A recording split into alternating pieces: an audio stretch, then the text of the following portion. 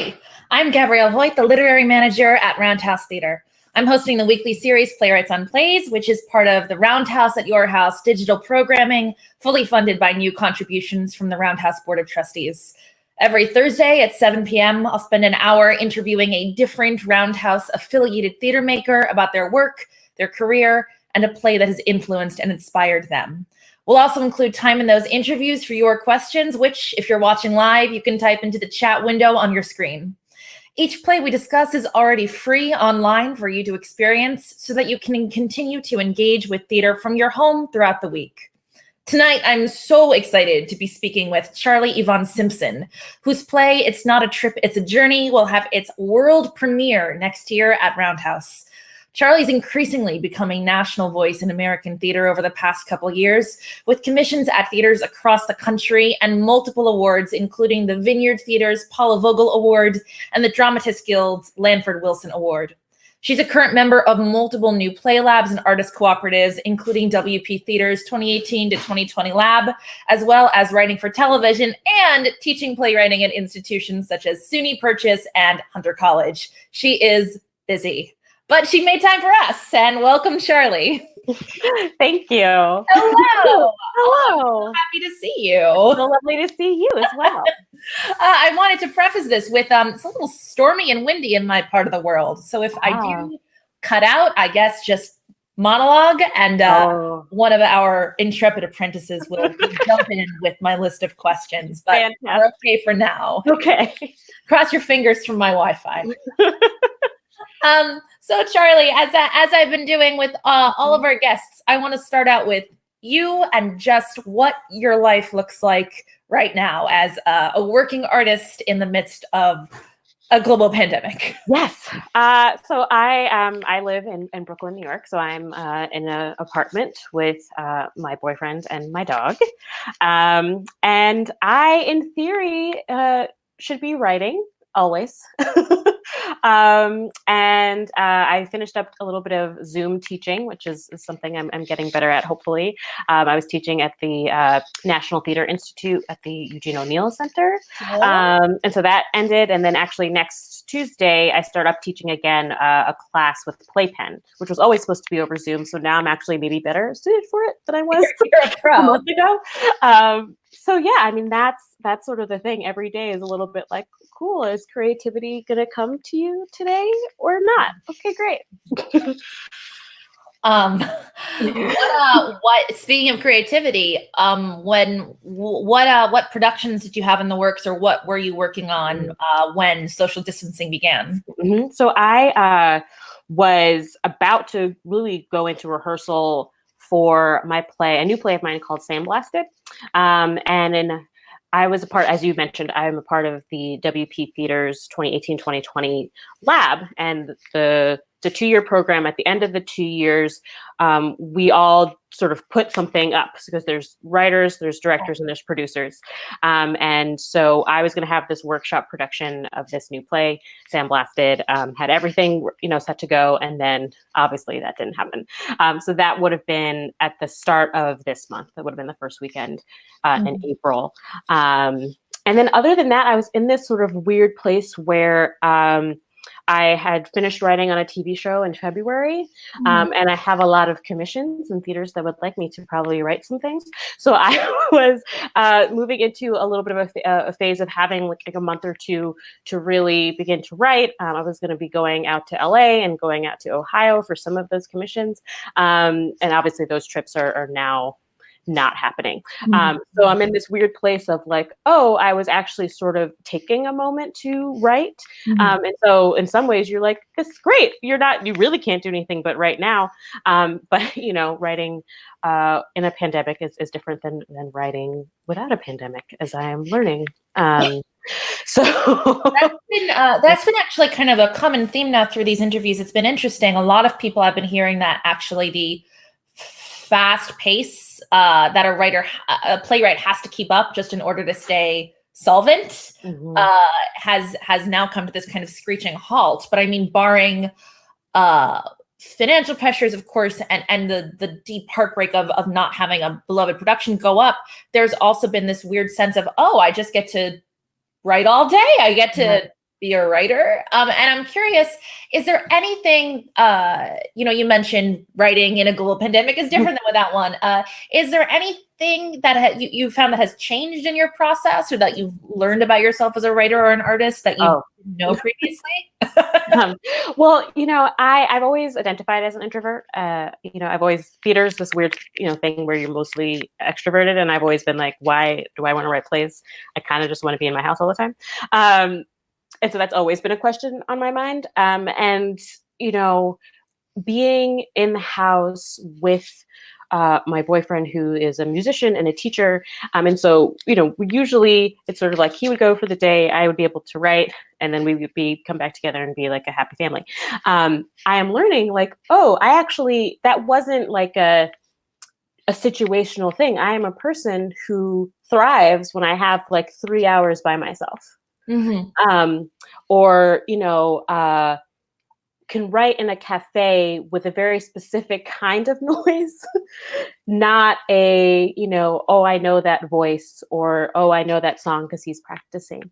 Mm-hmm. And that's just like, I didn't know. And so I've actually been sort of, dealing with this, like, there is some truth to you calling yourself an introvert, and you really do need to find the moments of quiet, of just like absolute, let your brain do what it needs to do. Mm-hmm. I live really close to Greenwood Cemetery here in Brooklyn, which is a very large, very beautiful, I think even technically a national park. And not many people want to go walk around in the cemetery, I guess. So it's usually not packed with people. And so I found that like, if I'm feeling that way, I have to go out and I have to like go walk and think. And then usually I can come back and I can write. So I'm learning about myself, of like, there is some, I do need like a quiet few hours for my brain to sort of kick into that space. And I didn't know that before, really. Yeah, I've had almost I guess you've had your introversion confirmed. I, an avowed extrovert, have found that living with my mom and sister, as I currently do, I need like an hour walk by myself. Who knew? Yeah, who knew? Yeah. It turns out my commute, my about an hour of alone time, was crucial to my function. Yes. I've been saying that too, where I was like, I was on a writer's group call, and they're like, what is something you miss? And I was like, I miss the walk to the subway. Mm-hmm. Like that 10 minutes where like I'm in my own head, maybe I'm listening to something, but I don't really need to, pay attention to where I'm going. I mean, hopefully not run into people, but just this like brain space. And then like once you're on the subway, I would then be listening to a podcast or reading. And I was like, that was this like usually at least 45-minute time that happened at least twice a day, that I was just recharging and didn't realize it. Yeah. So yeah, I 100% agree. Like those little things that you don't realize are part of your process, have sort of popped up in interesting ways. I'm like, why am I so frustrated? It's like, you didn't have this moment. Like you didn't get to do this thing and think through this thing. And now it's just sitting there. And so that's just been very, very interesting to deal with, and and difficult, and like, okay, great. Well, I still can't have the walk to the subway. So what can I do to mimic that for myself? Mm-hmm.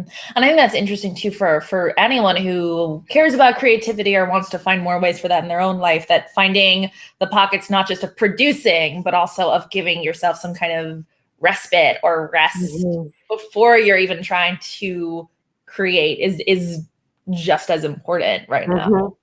Mm-hmm. And I think there's something about the commute, for instance, that it's time that you really can't do very much. Mm-hmm. So you don't, on a good day, I wouldn't feel guilty about listening to the funny podcast or reading the book or whatever, like just taking a moment to not be worried about the play I was writing or something. Whereas in this situation, it's like, well, I could spend all day worrying about the thing that I should be writing or the deadline that I have tomorrow.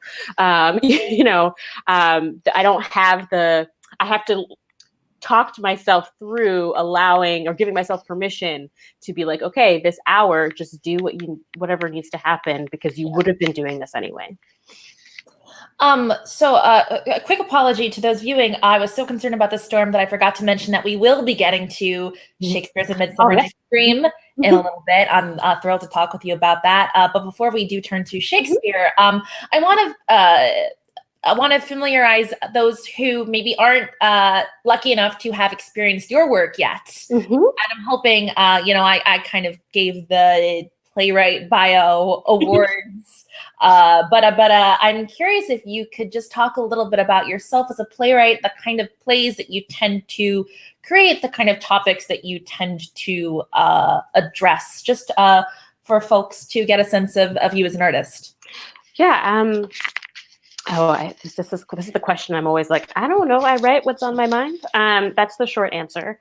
Right before all of this, actually, I was invited to the University of Kansas to talk a little bit about my work. And I was like, I'm supposed to talk for 20 minutes about my work. What do I say? And what I realized, sort of looking at a few plays of mine, is that I'm really interested in trying to make these feelings and experiences, often experienced by people who identify as Black women, more visible, because that's the sort of thing we on stage, we see and we can hear, and these are the senses that we get to play with. And I find myself reading articles, be them about moments happening in right now, or about the history of Black women, especially in the United States, but not just the United States, that just shock me. And I spend a lot of time either trying to, which I can't, but trying to imagine what those women felt, and trying to think through my response to it and the sort of the legacy of those experiences. And then I usually end up writing plays about them in these sort of weird ways. So I have a play, for instance, called Behind the Sheet, which is about the history of gynecology and its intersection with slavery. And it's a fictional portrayal, but it is based on the lives of these Black women who, had to give their bodies sort of in the name of science. And I read an article about that in 2015 and was like, what? That's crazy. How is it? How do I not know that? And now there's a play, so it's usually that sort of process with me. And then a lot of times it's like I have a play about a 12-year-old girl getting her period for the first time. And I was just seeing and reading and watching a lot of TV shows about that sort of time in our lives. And I wasn't seeing a Black young woman at the center of it. And I was like, well, that's not okay. And so I wrote that version, which my boyfriend likes that play a lot because he says it's probably the most me at that age. But that's sort of, I guess what I end up doing. It's just like, there's just these moments where I see a story or I read something and I'm just sort of like, I become fascinated with it, or I feel the urge to write something that someone who is younger than me can now be like, oh, I saw that play. I knew that I could play that role, or I knew that my story was also sort of being told, because I didn't always feel that way as a kid. So that's my. I want to stick on this trend of I love the phrase "making visible." That's so beautiful, and I had a question written for you about, and I use the word missing, which also feels of a piece with what you're saying, that it does feel like you're a playwright who you're writing stories that have been being lived, but have been missing from being represented in American theater. And I'm curious for you if that process is organic, as in like the things that you want, the people that you want to write about just have not been represented, or if there's a sense of that it is your responsibility to do so. I'm just curious how that calculus works in your brain. I think Now I'm much more aware of that trend. Yeah. I wasn't, and I would say like now being in the last like 6 months of being like, oh, you have a habit of doing this.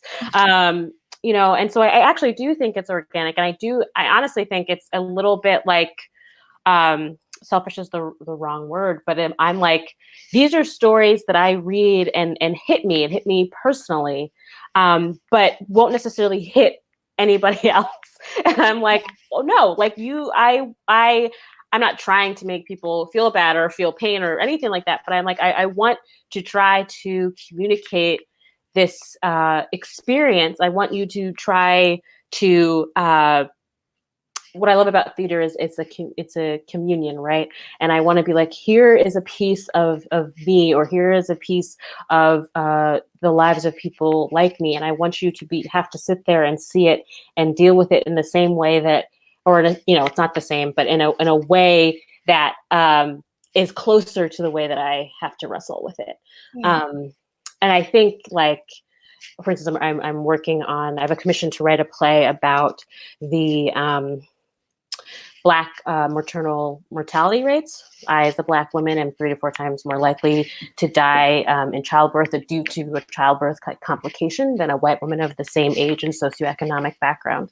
And that's not necessarily a happy topic, but it is something I think about every day. As I'm 34, do I want to have a child? What will that be like? Do I want to put my life at risk for that?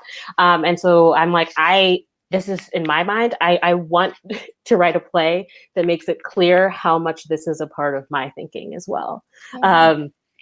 So I say yes and no. It's never like I'm going to write that story and then because of that. But I think I'm often frustrated by the fact that there are just certain facts and moments in history that certain populations of people feel like they have to carry alone, and that doesn't seem right. And the arts feels like a way to begin to express some of those moments and share some of those moments, and hopefully create a space for change or dialogue or whatever needs to happen. So this is a lot about, I feel like, the substance of your work, which, as you've mentioned, often comes from things that you've read about or from, very real scientific trends or stories that you find in history that you then bring to light. But the style of you are also a poet, and there does seem to be a lot of lyricism and poetry, and dare I say even magic. Yep. I mean, yeah. Eventually bring it around to our other subject, infused into your work, and I'm curious about how that plays out for you too. How you bring kind of your sense of poetry, of language, of beauty into topics that are often difficult. I mean, I think I was listening to a webinar today, led by this woman, Robin Wall Kimmerer, who wrote a book called Braiding Sweetgrass, which is all about sort of our relationship to the land. And she mentioned how sometimes language, like our ability to have language and to use language is amazing, but sometimes if we can't find the words to describe something, we don't try to describe it, or it seems like it is a less than of an experience. If I can't put words to what I am feeling, it feels like the person on the other side of the space can sort of ignore me because I can't communicate it, right? And I think that a lot of the times in the plays that I write, either the people themselves or the situations, they almost, in my mind, feel like they walk that line of like you're almost unable to really put into words what this person is feeling or what this person is trying to say.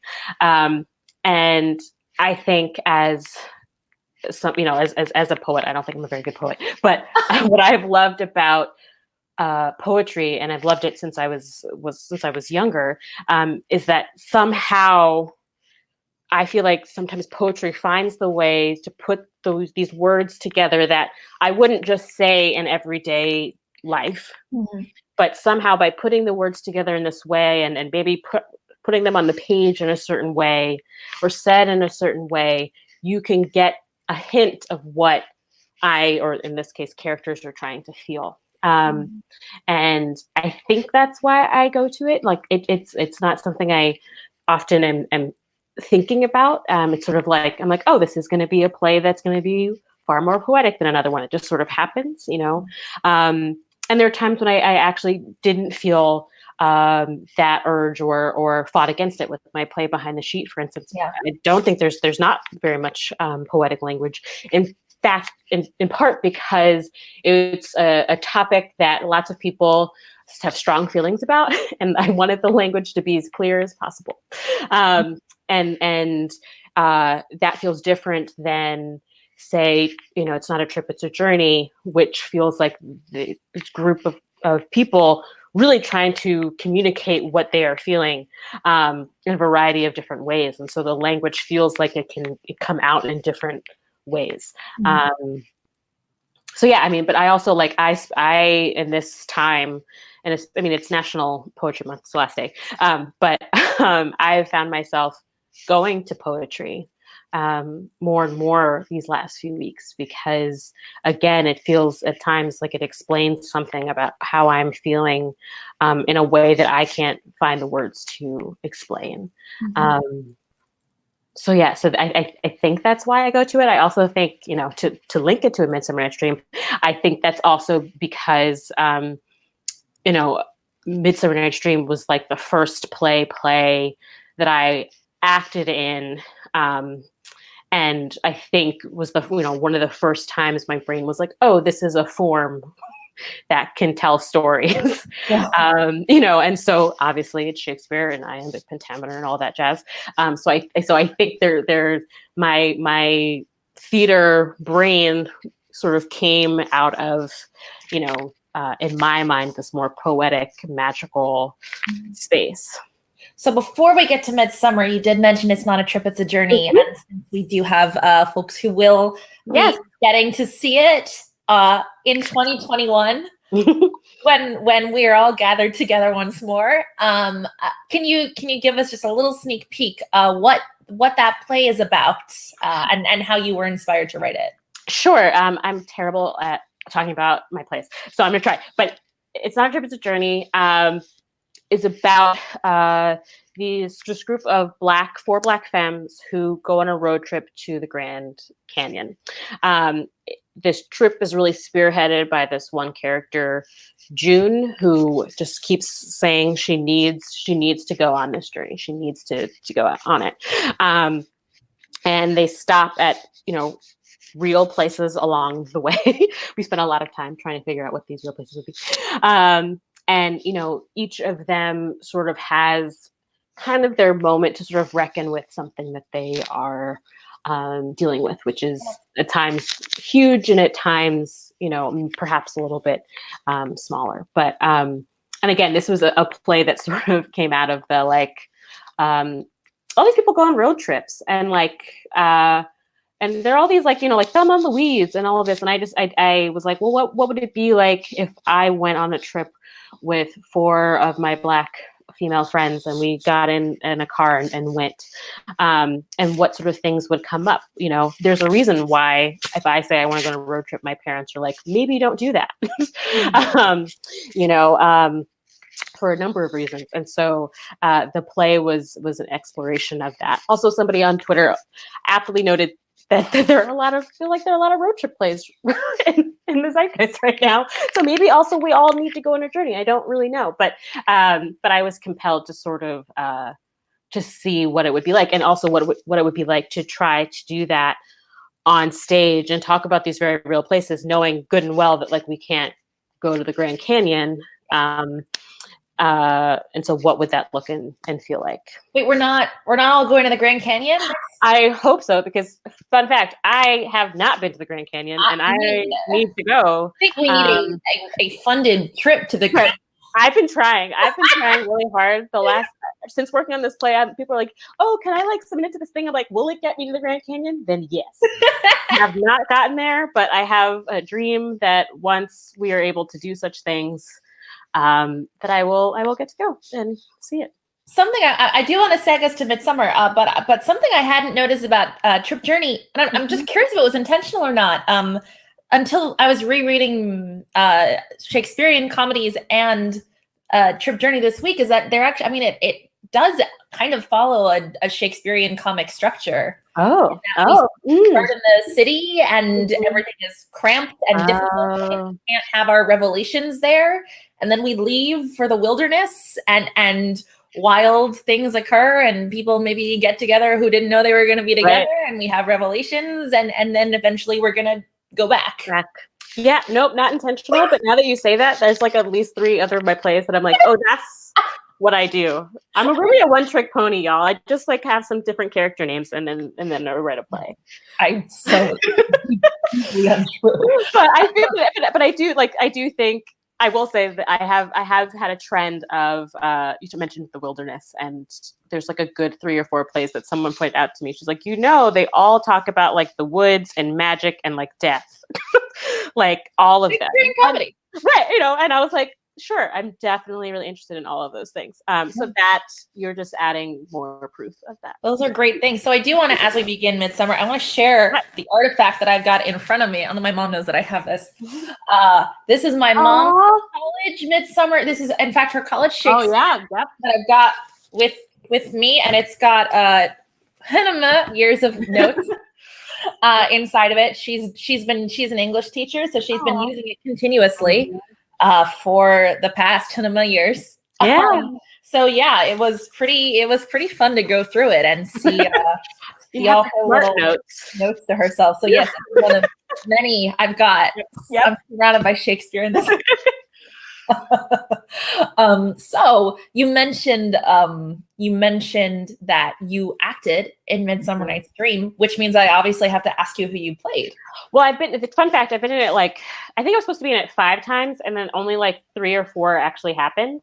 So the very first time was the summer before 7th grade, and I played Snout the Tinker, who's the wall. And I had 7 lines in that version. And lucky me, when I went to school that fall, guess what play they were doing? A Midsummer Night's Dream. And so I was like, well, I know this so well now. And was able to get cast as, and I say her name like 3 different ways: Titania, whatever way. Last night I was like, what is the right way to say her name? And then like the internet was not helping me. And I don't remember the way that we said it in school. So 7th grade, I got to play that. And then later on, I got to play Puck, which I think was my favorite. That's awesome. And I awkwardly realized last night just how many of the lines I still remember from Puck, which, not word perfect. But that's what happens when you just insist on writing in poetry and rhymes. Right. And I have a weird voice happens. Like, it's a terrible thing. So I played those 3. And then back when I thought I was going to really be an actor, my classical monologue was a monologue of Hermia's. So that's my Midsummer. So has followed you. It's wow. Mm-hmm. And that's why everything I'm like, yeah, nope, all of that makes sense. Like, it's always in the back of my mind. So when we asked Playwrights to pick a play, we asked for something that inspires and sustains you. And so I'm curious why this play came to mind. I mean, and I think it's a lot of the reasons you said, but I think one, because it really did sort of feel like the piece that sort of taught me that I could act, that I could be an actor. Before that time as a kid, I was really good at memorizing. So I was like always the narrator, and it was like really the first time that I was like, oh, I get to play other types of people. And that just feels like that was like a wonderful gift, because that was became my sort of life. The joke was that I was always in the theater after that sort of. So I think in that way, like I really do think of this as the the quote unquote gateway drug to me being a playwright today, because it introduced me to the theater in a different way. I think too, what you said about like the magic and the wilderness and the poetry. I think all of those things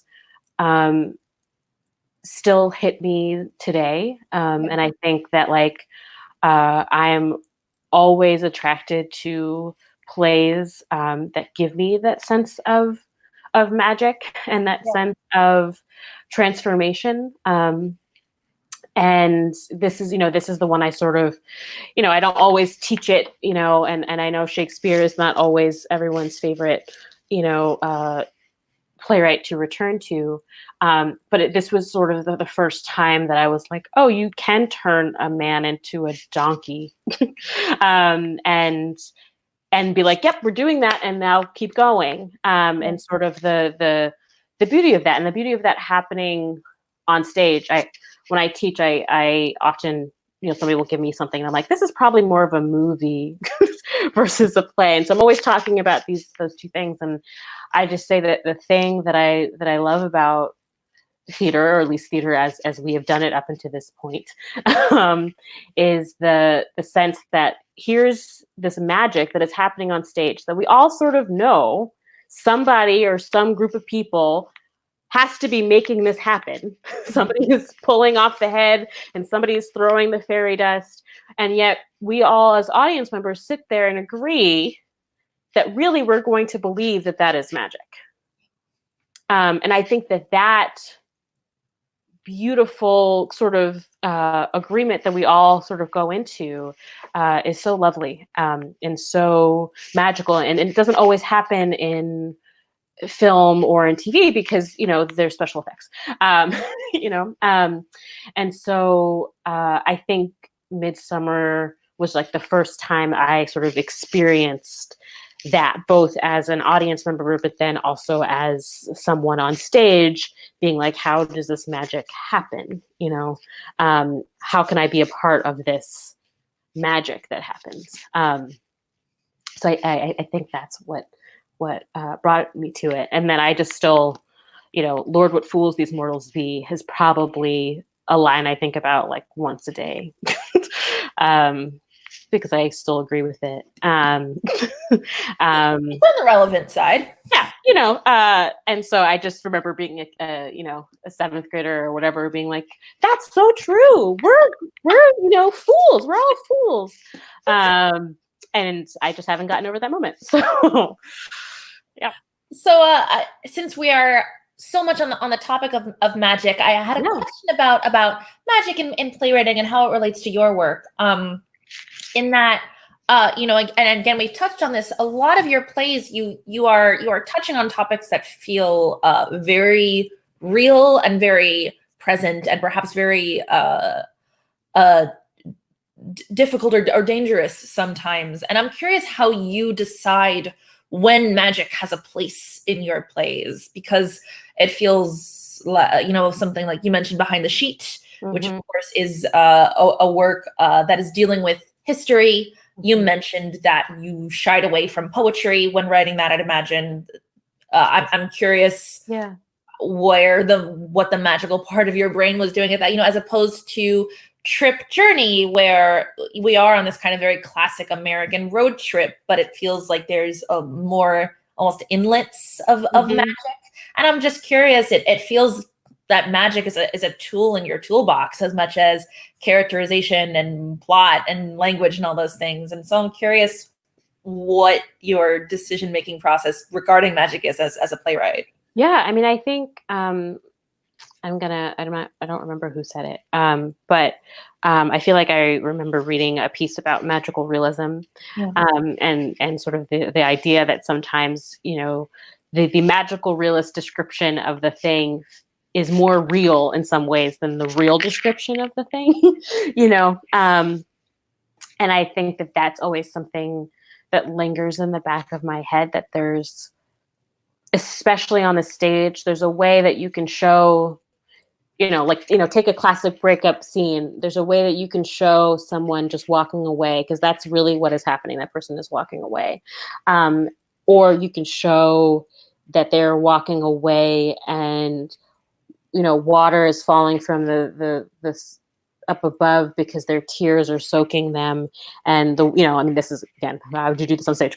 And the water is rising up about them because they feel like they're drowning in their own tears, right? Mm-hmm. And in some ways that image to me, I'm like, that's really what I'm trying to depict. Like, this is what this person is feeling, even though in real life, we would just see this person probably walking away and probably trying to hide the fact that they were crying. So I think that is something that I feel like I reach a point in a play very often where like the quote unquote real thing would not visually give you, or not even just visually, just in general, would not give you the real feeling of what these characters are actually experiencing. And that's sort of the, to go back to my, weird little trying to make the invisible visible, like I'm trying to get you for a moment to feel like you could be in that person's shoes. So I may have to do all these sort of magical things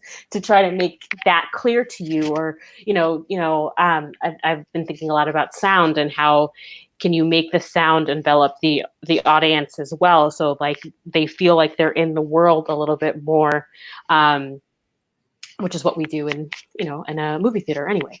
But I think that's sort of where I land in the magic world. And I do think, though, in the case of Behind the Sheet, what was important to me was that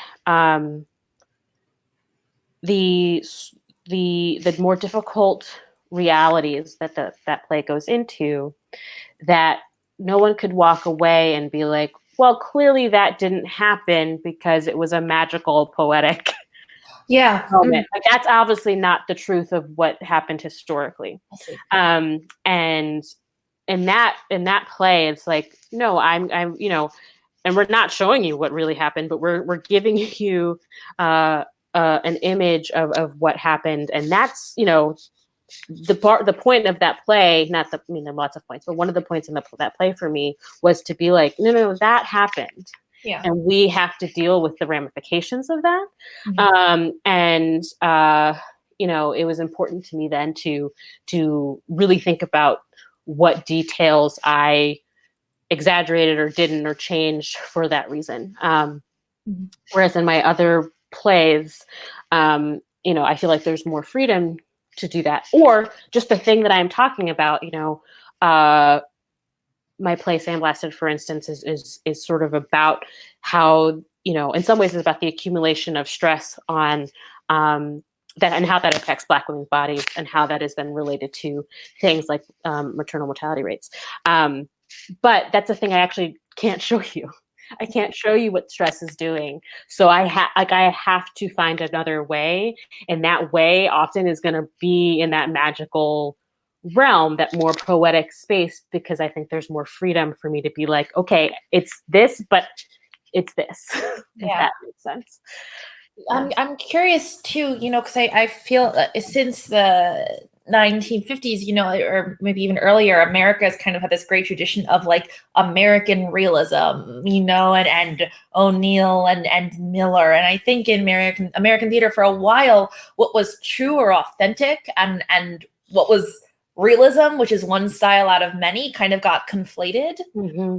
And it's been exciting in the past, I'd say 2-3 maybe decades in American theater with, Tony Kushner, Sarah Ruhl, Susan Laurie Parks, so many others, to see a real resurgence of magical realism. And I'm curious what you think is going on with the magical realism in theater right now. Is it still on the rise? Like it feels like it's everywhere all of a sudden. And I'm wondering why, if you feel that as well, or if you still feel like you're kind of on the pushing the bounds of what is possible. I'm curious where you think it currently is trending. I think that in some ways I'm nowhere near pushing the bounds. I think that there are amazing playwrights and theater makers who, like, the things that they will write and create on stage. I'm like, oh, well, that's that. I can't. Okay, great. You win. Like, I do think, like, there's part of me that's like, well, I went to Brown. I got to take a class with Paula Vogel. Sarah Rule went to Brown. She took classes with Paula Vogel. Like I also feel like there is a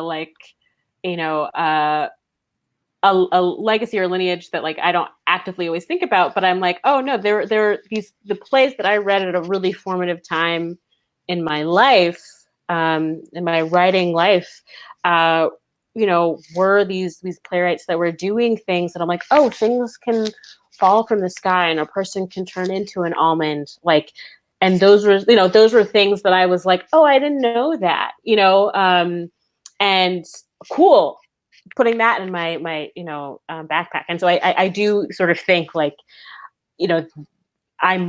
me and others are coming up at a time where those were the plays that we were first introduced to. One of my favorite plays is references to Salvador Dali, Make Me Hot by Jose Rivera. And it's like the moon talks in that play. And like that to me, I was like, whoa, it's not just people playing that the moon, it's somebody who was the moon. And so I feel like a lot of my playwright friends, those are the sorts of the people that we were reading. It's just like how, For Color Girls Who Have Considered Suicide When the Rainbow Was Enough by Antasaki Shange was a play that I was in that changed my life too. And I'm like, well, no wonder I go to poetry, but that's not answering your question.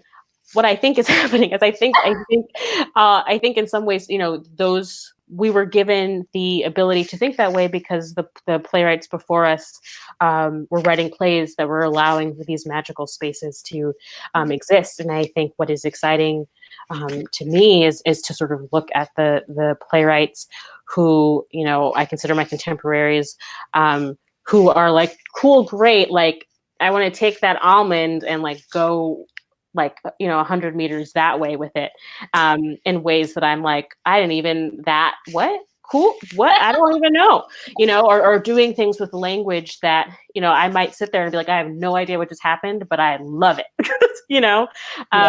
and that's really, really, exciting for me and exciting to see sort of how, everything kind of gets pushed further and further. Yeah, so I do think that that's in the air, but I think you're seeing more plays written by a far more diverse group of people who are all finding ways to put to words or to make visual experiences that they have felt have not been on the stage, and we need a new vocabulary to tell those stories, and a new way of showing the audiences and bringing audiences in. And I think that again, that then begs the question of like, what is the most real way of doing that? And sometimes it does not look real at all, quote unquote. Thank you. That's a great answer. Great. I don't words. My diffuse kind of half question. Another element of MIDSUMMER that I was really noticing on this reread and that I wanted to talk to you about was the high comedy of it all, especially at this moment when there seems to be I've read a lot of takes that are essentially hungering for escapism, for comedy, and I'm curious if thinking about the play this week felt different to you than it has in the past. I don't know. I mean, I think if I'm honest and not to go too personal, this play came into my life at a time when I was first sort of realizing like, oh, there's this thing called depression that you may have, as a teen, and oh, things aren't, 100% nice and calm and great at home. And so I feel like this play is probably part of the reason why I loved it, because it took me out of sort of my reality in such a big way, and it made me laugh in such a big way. And so I think in those ways, the play still sort of hits me in that way, because I still I think I love Puck and probably remember Puck's lines just because, Puck is the orchestrator of so much of the kind of the craziness that ensues and is sometimes funny and sometimes actually like not. Yeah. And I think like that's something that I'm always yearning for, but you know, at times like now or at times like when I was first introduced to the play, you know, felt more important. And I definitely feel, you know, I've sort of noticed myself, like when I have a really good, like there's been a few memes or things that have come through on the internet, on Twitter, as it does, that have made me lose it. And, you know, and I can feel the laughter in my belly. And I then feel how, oh, I must have been really stressed because that felt like a release in my belly. And that's sort of what I feel like I'm looking towards right now. So I think in some ways, yeah, like this play does hit those things in a comforting way for me. You know, and the funnier the better in my book. I will say something I find very it's less in Midsummer and more in your plays, but something I find so beautiful and helpful in your plays is that even in under such duress, your characters there is still comedy. There's still levity, there's still laughter, and I think that you often toe the line of that dissonance between real tragedy occurring and laughter still being allowed to come forth.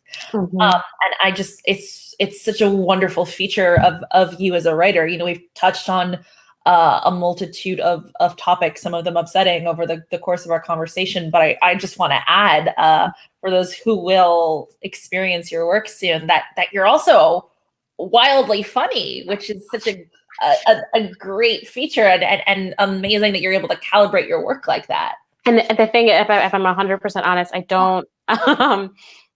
There've been a few times when like I'll have the first read of a play and people laugh, and I'm like, oh, this is funny. Like it's the humor. It's not something I tend to think about. You know, I obviously must be on some level, but it's not like I'm like, okay, this is going to be a dramedy. You know, it just sort of comes out of the situation. And I think honestly, it's because like, you know, one, I feel like I come from, you know, a family that like, even in our saddest moments, like, you know, like my grandfather passing away, like my mom, grandmother and I are like, you know, laughing about the annoying thing that he did, or, you know, I'm fascinated by moments of like, of like something really unfortunate has happened, and yet the situation you're dealing with is actually hilarious. Like, this is hilarious, you know, and that fine line. And so I think in some ways it comes from that. And I think I'm just sort of somebody who like, I will sort of cackle to myself and people will be like, why are you cackling? I'm like, that the way she said that was funny. Like, like I know we're not in a moment where this is supposed to be funny, but like the way that, you know, that's funny to me, or that, you know, it's weird if you put those two words together. I know you're trying to yell at me, but that was funny, you know? And, you know, I think that writing allows me to safely lean into those moments, which, you know, in real life, people are not always, you know, that excited to be, sort of laughed at or laughed with, I would say, you know, in moments where they're not in the mood. And I'm for sure am not one of those people either. But I think that's sort of what I'm, you know, what I'm always sort of dealing with. And then I think something else is that so often I am writing about things that are difficult or hard and emotional most of the time, because I'm like, I don't know what to do with this, so I'm putting it in a play. And I am more and more thinking about not only my responsibility as the person crafting the play, but just as like as a human, and something I'm trying to really ask about myself or find in myself is where those moments of joy, despite the heaviness of everything, sort of land. I'm not very good at that as a person, you know. That is something I'm always trying. People are like, Charly, like celebrate, that's a good thing, and I'm always sort of like, yeah, but here's the 10 bad things that are still happening. And I am like, I don't really want to do that in my plays. I don't want my plays to be like me in that way.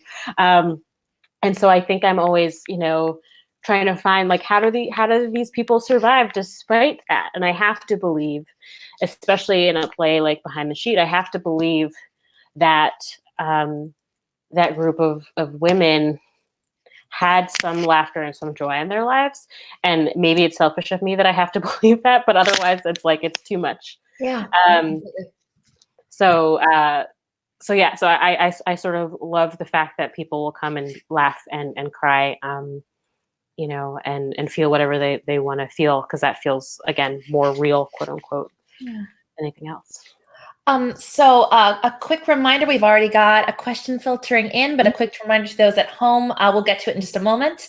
Quick reminder to those at home that you're welcome to ask questions of Charly in the chat window on your screen. Before that, though, I have one more burning question for you.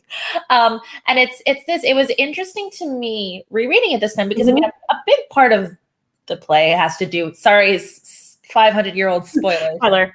400. Sorry, Mom. Is that heterosexual relationships are kind of interchangeable. They come, they go. Who is it? What is it? But some of the most beautiful language I found this time around, and some of the most kind of sincere language, is about the relationship between Helena and Hermia in the play, and actually female friendship. I'm curious, is that something, because I mean, it seems bonds between women, it feels like is a really fundamental part of you as a playwright. So is that something else that you have taken from Midsummer? I mean, it seems to me a part of a couple of the Shakespearean comedies, actually. Yeah. You know, I don't know. I mean, I was always really bitter because I was never cast as one of the like lovers, you know? Yeah. And so I was thinking about that. I was like, I mean, I did Hermia's monologue, but I was never cast as her. We can still make it happen. Anyway, one day. But so I don't know, but I think like, especially I would say, I moved back to New York about 5.5 years ago. And I've just been very, very lucky to be surrounded by a group of incredible artists in general, but more specifically, like, you know, women and women identifying artists, and that have allowed me to connect to that side of myself in a way that I'm still like exploring and sinking into, you know.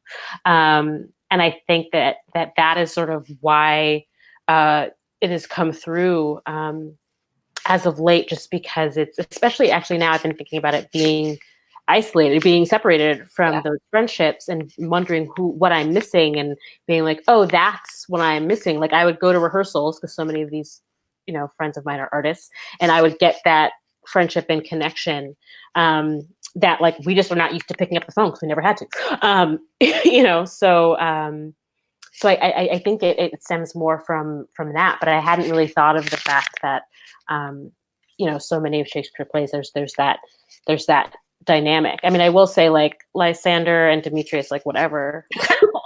You know, like I was always like, what are you are all both annoying, go away. So there probably is a little bit of that in there too.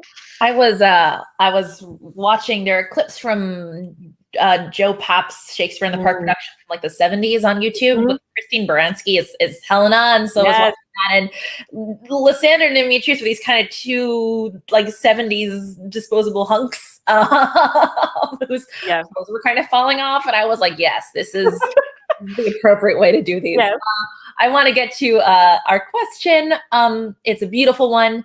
Charly, you mentioned how poetry allowed you to express emotion in a way you don't normally in real life.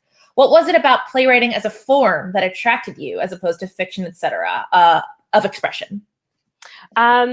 Well, short fun fact is that like my dream is still to have like a novel in Barnes & Noble. So never, you know, you never know. I will buy your novel. I have to, you know, writing is hard. So I think first and foremost, I think I've always been sort of interested in exploring all the different quote unquote forms, and sort of seeing and wondering what is the best form to tell a story. And I think I landed on theater in part because it allowed me a space to ponder and to explore a lot of the things I wanted to explore in my poetry. But it's much sometimes easier to explore when there's at least two people going back and forth. You know, that dialogue part felt important, and I can sort of, you know, have the debate.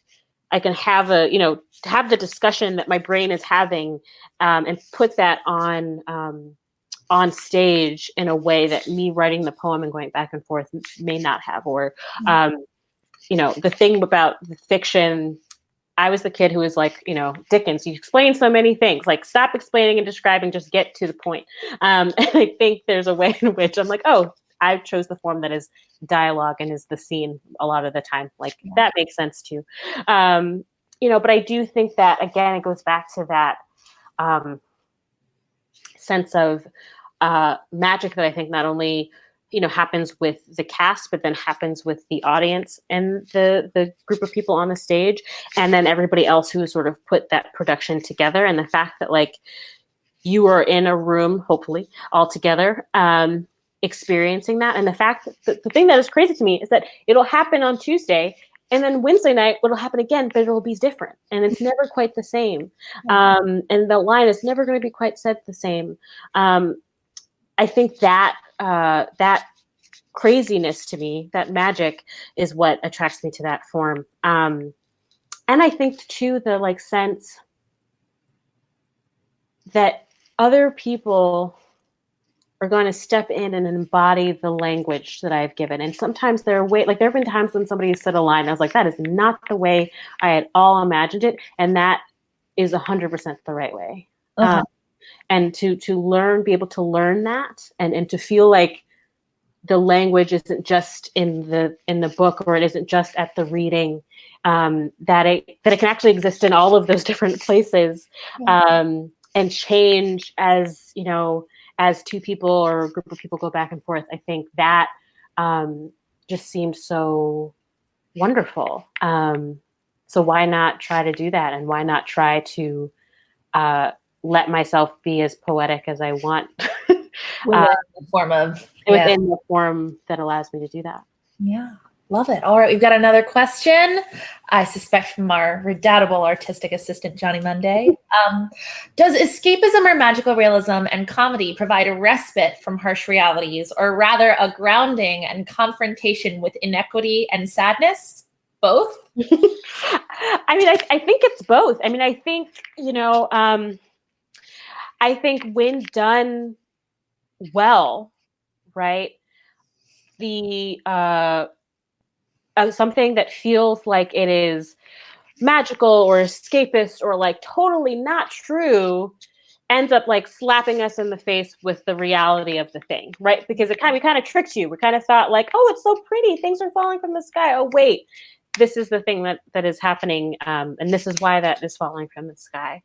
You know, and so I think it's both, which is why I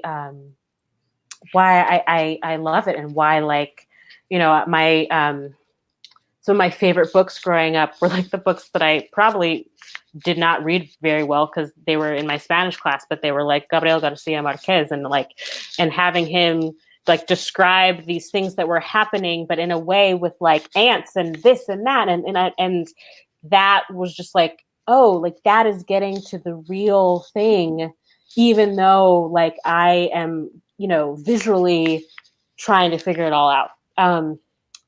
And so, yeah, I think when done really well, it is both. And I think that's what's exciting about so many of the writers now, is that like yes, and they're like, yep, it is both. And here's that sandwich of the quote unquote magical hitting up against the tough reality, and this is what we are going to create. And now we actually have to talk about this very real thing that you were trying to avoid, but now you just sort of been sucked into. So yeah. Thank you. A great answer to a great question.